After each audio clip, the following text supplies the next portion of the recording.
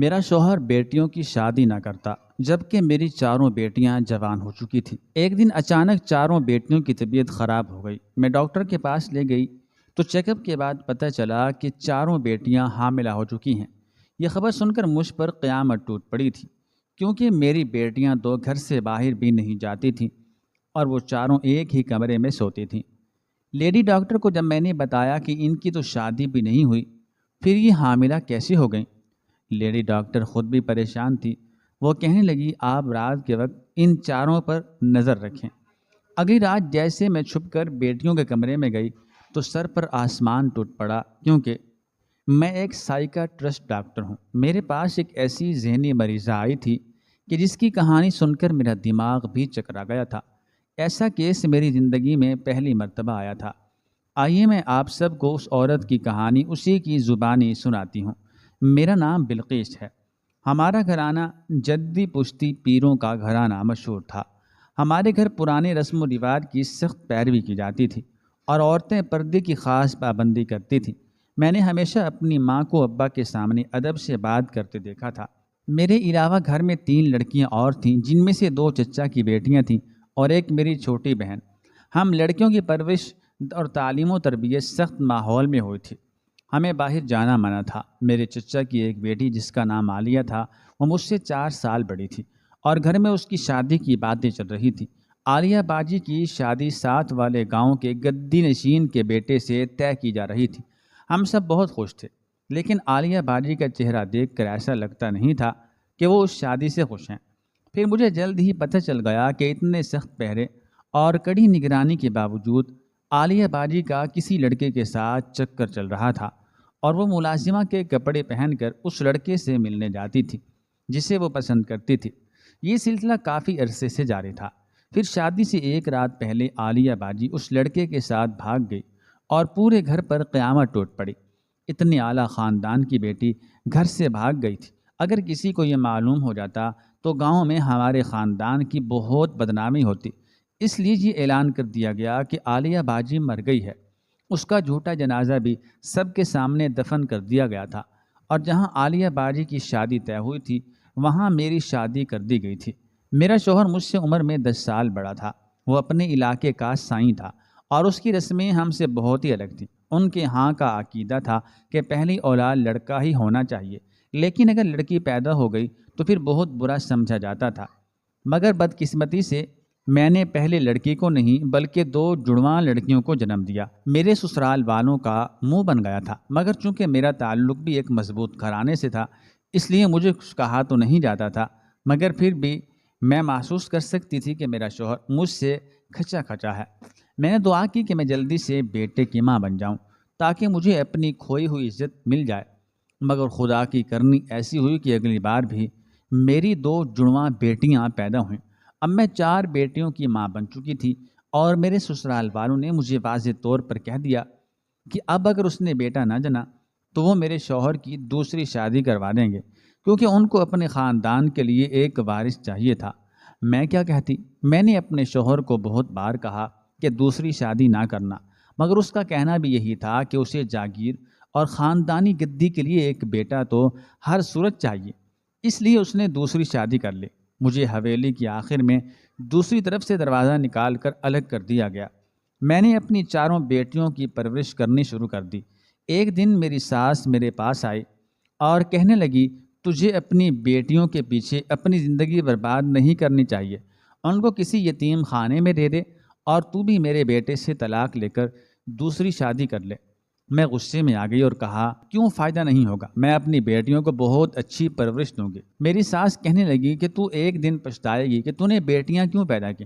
مجھے اپنی ساس کے یوں کہنے پر بہت غصہ آیا، مگر میں کیا کر سکتی تھی۔ میرا شوہر اپنی دوسری بیوی کے ساتھ بہت خوش تھا۔ اس نے ہماری فکر کرنا چھوڑ دی تھی۔ اس گھر میں ہمیں کھانے پینے کی کوئی کمی نہ تھی۔ ایسے میں ہم ماں بیٹیاں ہی ایک دوسرے کا سہارا تھیں۔ پھر جب شوہر کے گھر بیٹا پیدا ہو گیا تو وہ بالکل ہی ہمیں بھول گیا۔ جب میری بڑی بیٹے کی عمر 12 سال ہوئی اور اس نے 5 جماعتیں پڑھ لیں تو مجھے لگا کہ اب اس کی پڑھائی بند کر دی جائے گی، مگر ایسا نہ ہوا۔ خیر بچیاں بڑی ہوتی گئیں۔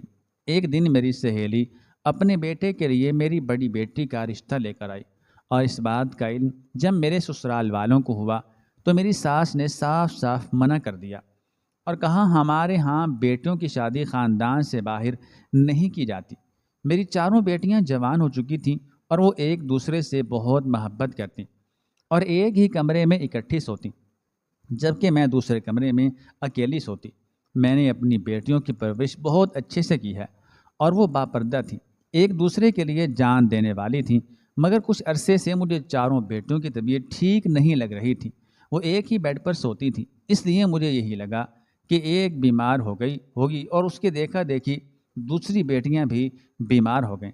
میں نے جب لڑکیوں سے کہا چلو تمہیں ڈاکٹر کے پاس لے جاؤں تو وہ چاروں ہی گھبرا گئیں اور کہا ہم بالکل ٹھیک ہیں، ہمیں کچھ نہیں ہوا، مگر مجھے تسلی نہیں ہو رہی تھی کیونکہ ان کی حالت مجھے ضرورت سے زیادہ ہی کچھ عجیب و غریب لگ رہی تھی۔ انہیں چکر آ رہے تھے اور قے بھی کر رہی تھی۔ ایسا تو تبھی ہوتا ہے جب کوئی عورت حاملہ ہو جائے، مگر میں نے سوچا کہ ایسا کیسے ہو سکتا ہے؟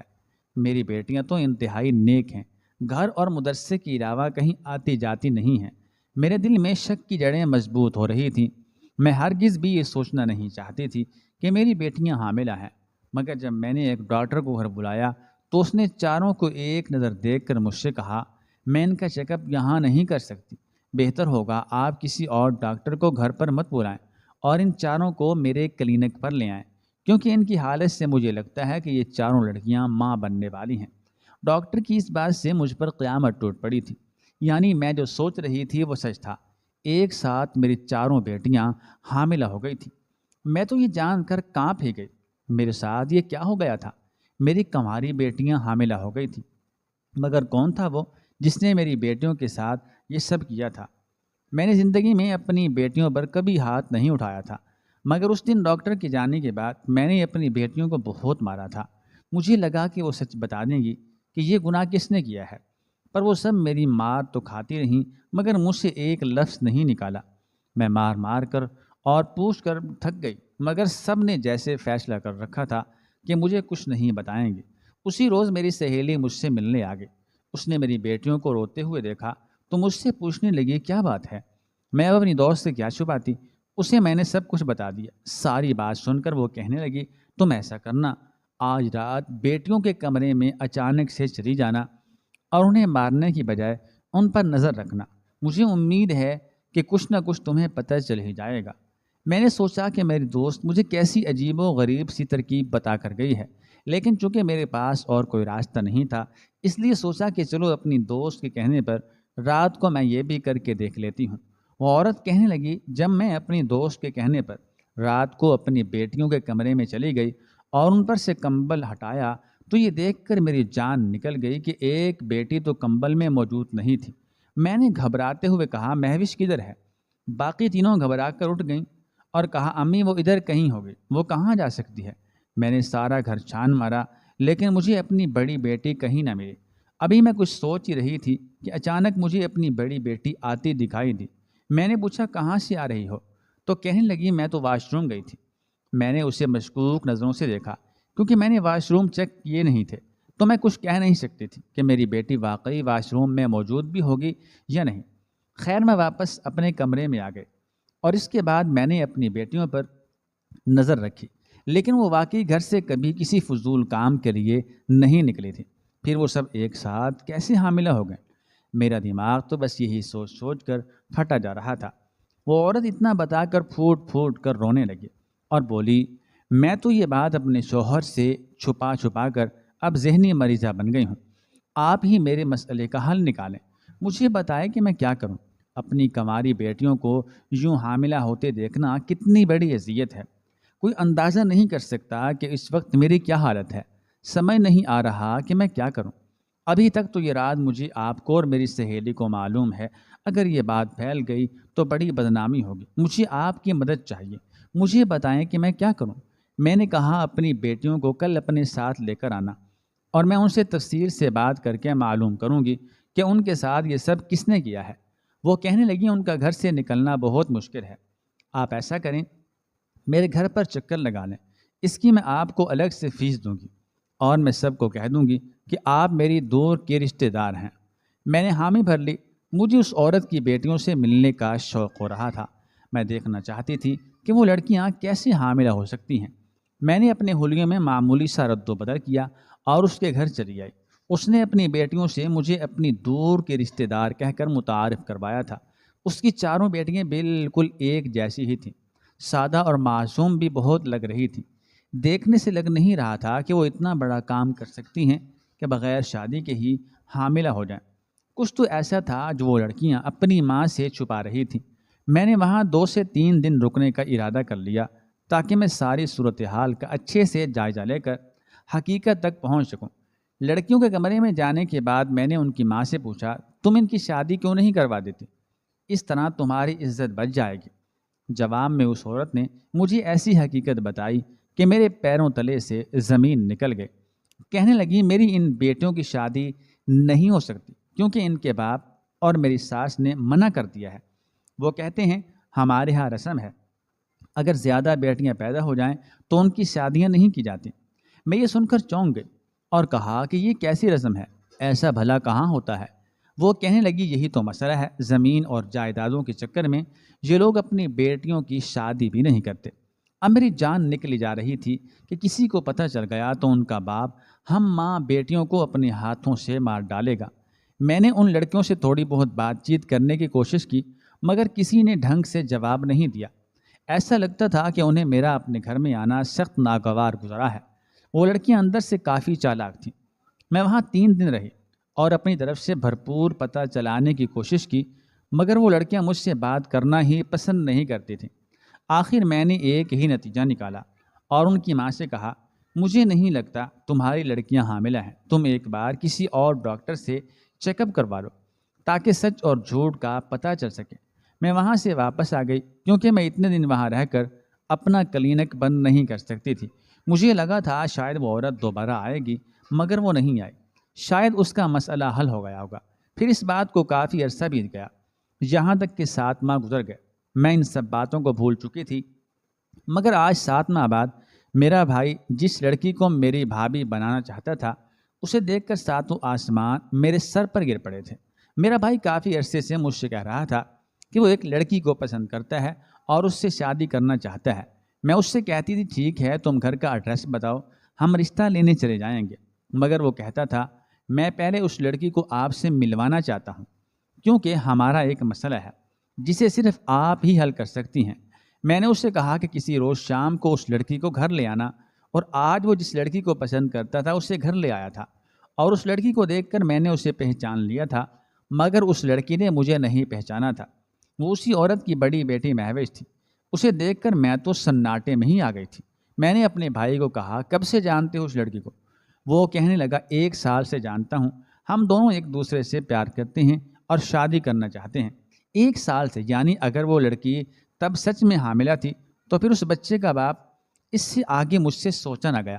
میں نے غصے میں اپنے بھائی کو کہا جہاں تک میں جانتی ہوں آج سے 7 ماہ قبل یہ اور اس کی باقی تینوں بہنیں ایک ساتھ حاملہ تھیں۔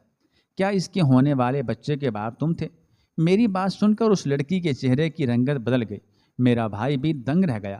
مجھے کہنے لگا آپی تمہیں غلط فہمی ہو رہی ہے، یہ ایسی ویسی لڑکی نہیں ہے، یہ تو پیروں کے گھرانے سے ہے، پردہ اور بہت شریف ہے۔ میں نے اس لڑکی کو غور سے دیکھتے ہوئے اپنے بھائی کو کہا تم ذرا باہر جانا، مجھے اس سے اکیلے میں کچھ سوالات کرنے ہیں۔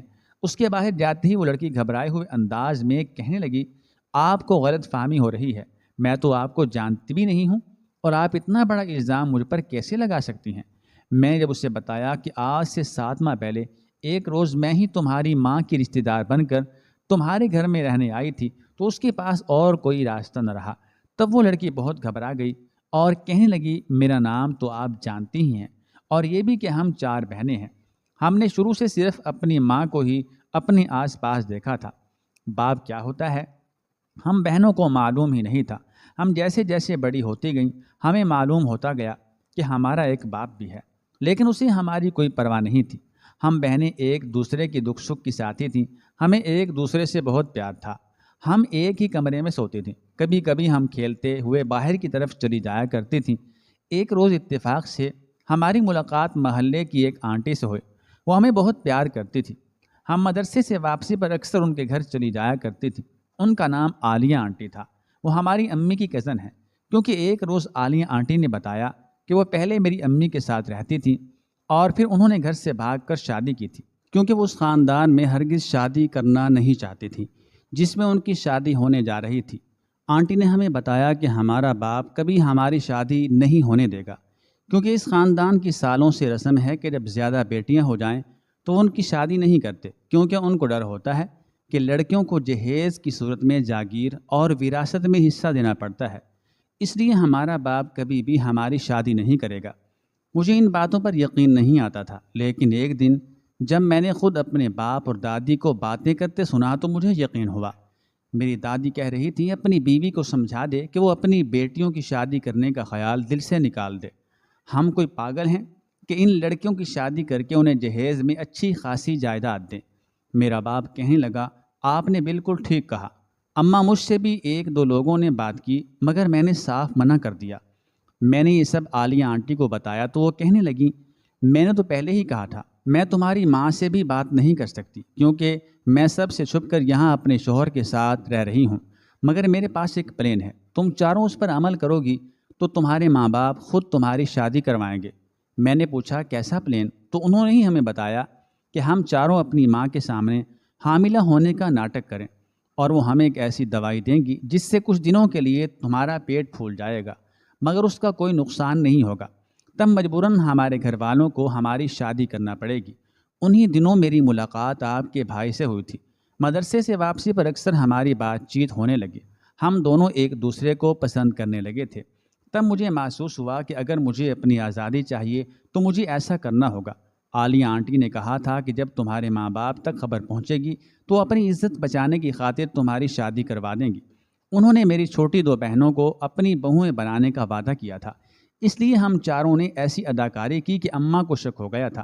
سب کچھ ٹھیک جا رہا تھا، ان قریب دادی کو پتہ چل جاتا اور پھر ابا کو بھی، مگر اس سے پہلے آپ کو اماں اپنے گھر لے آئیں اور آپ نے اپنی حاضر دماغی سے یہ جان لیا کہ ہم حاملہ نہیں ہیں۔ آپ کے جانے کے بعد اماں نے کسی اور ڈاکٹر سے ہمارا چیک اپ کروایا اور ان کو پتہ چل گیا کہ ہم ناٹک کر رہی تھی۔ ہمارا سارا پلان فیل ہو گیا۔ میں نے اپنی ماں سے بہت کہا کہ میں ایک لڑکے کو پسند کرتی ہوں اور اس سے شادی کرنا چاہتی ہوں، مگر وہ یہی کہتی رہیں کہ ہم بہنوں کی شادی کبھی نہیں ہو سکتی۔ انہیں عالیہ آنٹی کے بارے میں بھی پتہ چل گیا تھا۔ اماں بہت ناراض ہوئیں اور ہمارا ان سے ملنا جلنا بھی بند ہو گیا تھا۔ میں 24 سال کی ہو چکی ہوں اور شادی کرنا چاہتی ہوں، مگر میرے گھر والے ایسا نہیں چاہتے، اس لیے ہم آپ کے پاس آئے ہیں، مگر مجھے اس بات کا علم نہیں تھا کہ آپ کو سب کچھ یاد ہوگا۔ میں نے ساری کہانی سنی تو میرے دل میں ایک عرصے سے جو بے چینی تھی وہ بھی ختم ہو گئی، کیونکہ میں اکثر سوچتی تھی کہ نہ جانے میرے وہاں سے آنے کے بعد ان لڑکیوں کا کیا بنا ہوگا، وہ سچ میں حاملہ تھیں یا ناٹک کر رہی تھیں۔ آج ان سب سوالات کے جوابات مل گئے تھے۔ اب یہ میری ذمہ داری تھی کہ میں اس مسئلے کو بھی حل کروں، اس لیے میں اس لڑکی کے باپ اور دادی سے ملی۔ میں نے ان کو اسٹامپ پیپر پر لکھ کر دیا کہ ہم جہیز یا وراثت کے نام پر 1 روپیہ نہیں لیں گے، بس آپ اپنی لڑکی کو رخصت کر دیں۔ ان کو اور کیا چاہیے تھا، انہوں نے مان لیا اور یوں میں اپنے بھائی کی پسند کو باعزت طریقے سے دلہن بنا کر گھر لے آئی۔ میری دیکھا دیکھی عالیہ نے بھی یہی کیا اور اس نے بھی 2 لڑکیوں کو بنا جہیز کے قبول کر لیا تھا۔ اب باقی ایک بیٹی رہ گئی تھی، اس کی شادی بھی میں نے اپنے خاندان میں کروا دی تھی اور جہیز اپنی طرف سے دے دیا تھا۔ عالیہ کو بھی سب نے معاف کر دیا تھا اور اس کی سب سے سلو ہو گئی تھی۔ چاروں لڑکیاں آج اپنے گھروں میں خوش ہیں اور ان کی ماں بھی بہت خوش ہے۔ میں سوچتی ہوں کہ جو لوگ بیٹیوں کو ان کا جائز حق نہیں دیتے اور وراثت میں سے حصہ دینے کے ڈر سے ان کی شادیاں نہیں کرتے، قیامت والے دن وہ کیا جواب دیں گے۔